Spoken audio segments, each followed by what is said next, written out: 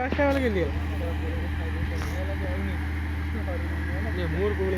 गेंदों में चाहिए 25 रन का आवश्यकता।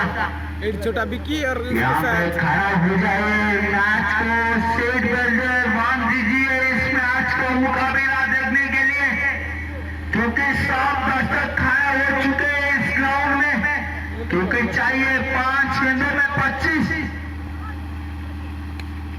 इस गेंद को घुमा के खेले थे, मिस फील्डिंग के चलते मिलेगा चौका। चाहिए 4 गेंदों में 21। 4 गेंदों में चाहिए 21।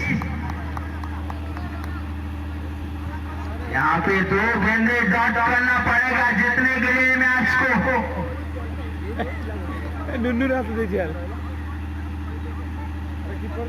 यहाँ पे फील्ड में कुछ चेंज होता हुआ।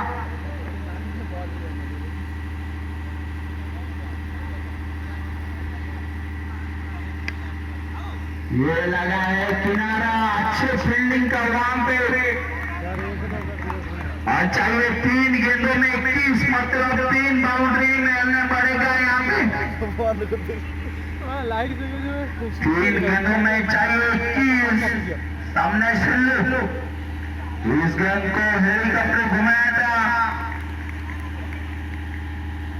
चाहिए 2 गेंदों में 20, मतलब इस मैच को झोले में डाल चुका है गोरखपुर ने।